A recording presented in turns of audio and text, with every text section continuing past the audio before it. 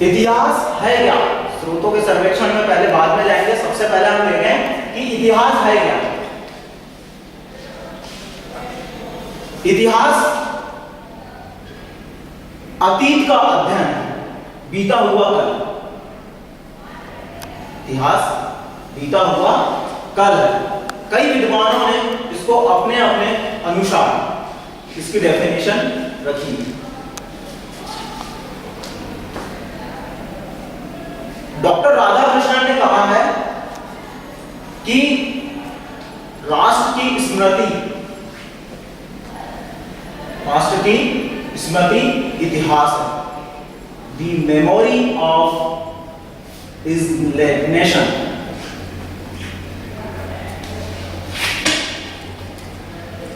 अब हम स्रोतों के सर्वेक्षण में आए तो हम देखते हैं कि अतीत के अध्ययन के यानी इतिहास के लेखन का क्रमबद्ध लेखन ही इतिहास है।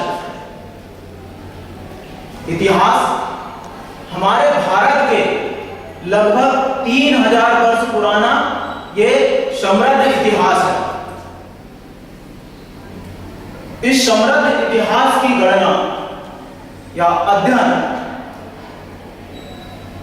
बहुत कम सीमित में हुआ था।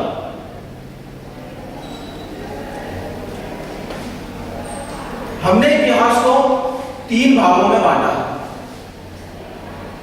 पुरातात्विक साधन, साहित्यिक साधन और विदेशी यात्रियों तथा विदेशी लेखकों का विवरण। पुरातात्विक साधन है क्या?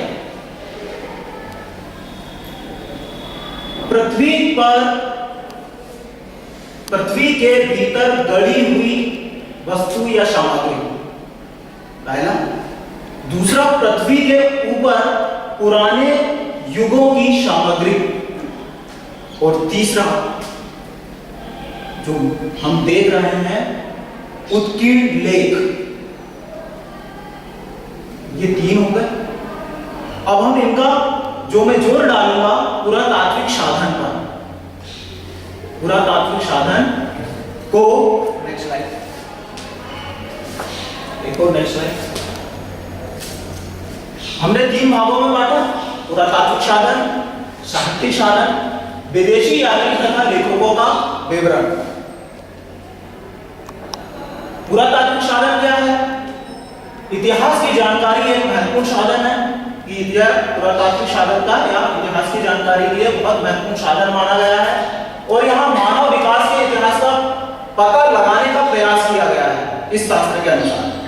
इस शास्त्र में, जैसा कि मैंने पहले भी बता चुका हूं आपको, कि पृथ्वी के भीतर गड़ी हुई सामग्री, पृथ्वी के ऊपर विद्यमान पुराने युग की सामग्री, सिक्के तथा प्राचीन उत्कीर्ण लेख। सर्वप्रथम सर विलियम जोन्स ने इतिहास के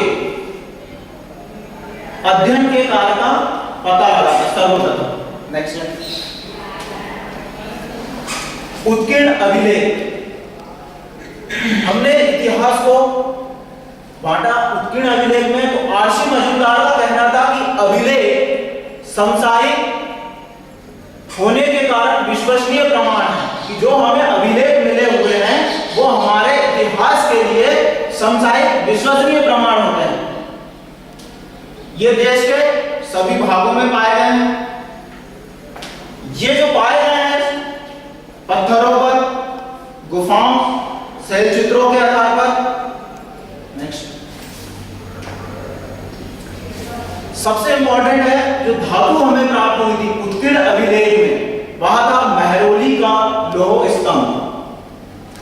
हमें अनेक मुद्राएं भी प्राप्त हुई है, सोने, चांदी, पीतल, तांबा, कांसा, पर उसमें सबसे स्पष्ट था महरौली का लौह स्तंभ। ये जो दिखाया गया है ये आयरन का बना हुआ है, लोहे का। नेक्स्ट, इसमें चले हम तो उत्कीर्ण अभिलेख में सबसे प्राचीन जो प्राकृत, संस्कृत तथा ब्राह्मी लिपि, यहां भारत की सबसे प्राचीन लिपि है। जो अधिकतर लिपियों में प्राकृत और ब्राह्मी लिपि सबसे ज्यादा फिर बाद में संस्कृत भाषा का अध्ययन हुआ। संस्कृत भाषा भी मिली है और सबसे अधिक जो लिपि मिली हुई है हमें प्राकृत और ब्राह्मी लिपि मिली। आपने देखा ब्राह्मी लिपि और ब्राह्मी लिपि को पढ़ने में काल किस तरह से इस लिपियों का उपयोग किया है अध्ययन करने में।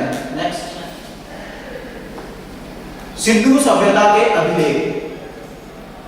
हमें सिंधु सभ्यता के अभिलेख में ये पत्थर पर गढ़ी हुई आकृति जो देख रहे हो आप, ये शिव जी की मूर्ति है। सिंधु सभ्यता में अभिलेख तो इस बात को दर्शाता है कि यहां पर धार्मिकता पर, धर्म पर प्रभाव पड़ा हुआ, धर्म। नेक्स्ट स्लाइड, मौर्य काल के लेख तथा अभिलेख।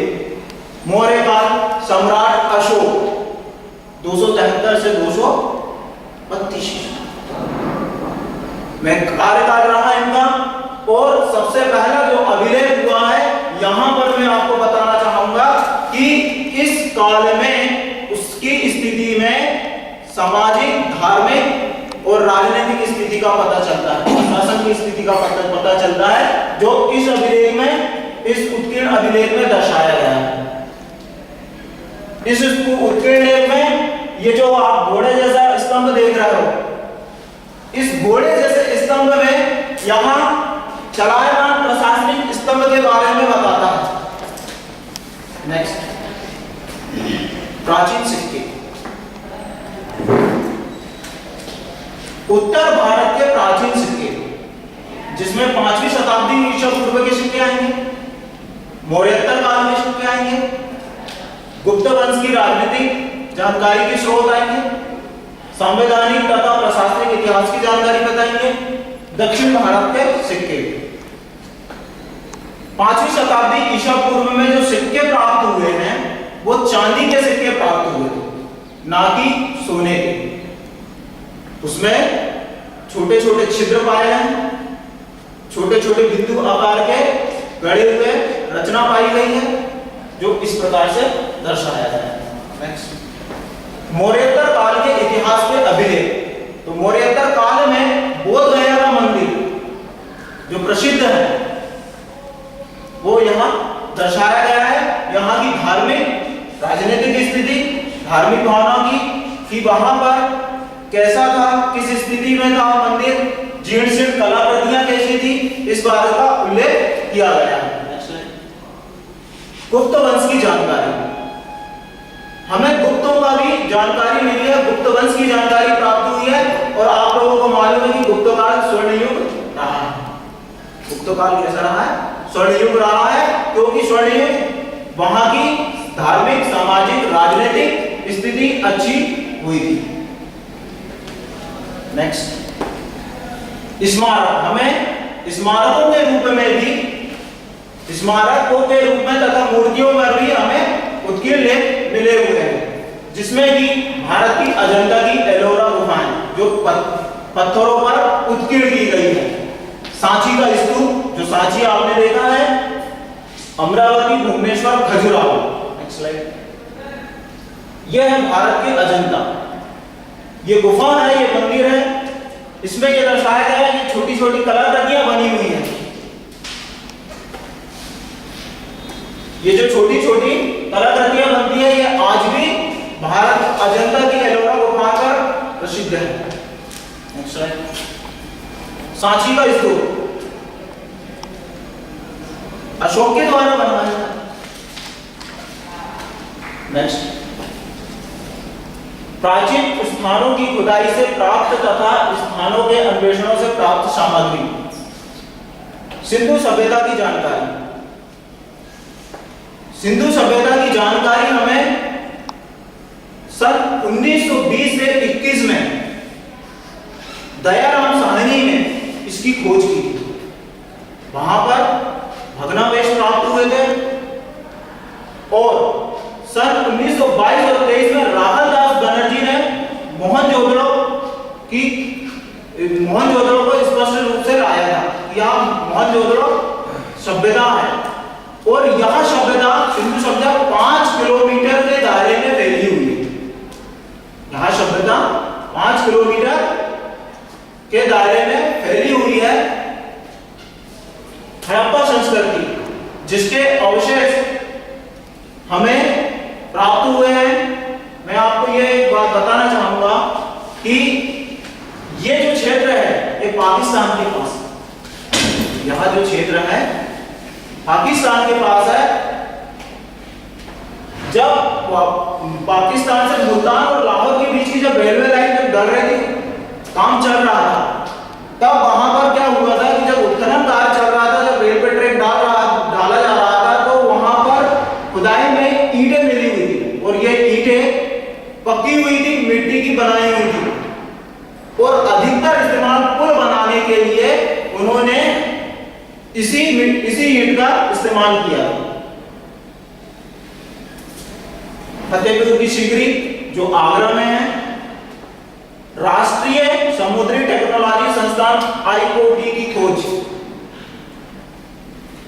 NASA national aeronautics space administration USA, इसने अंतरिक्ष से भारत और श्रीलंका के बीच जो समुद्री जो सेतु की बात कर रहे थे, ये नासा ने प्रकट किया है कि प्राचीन काल में, रामायण काल में यह सेतु था।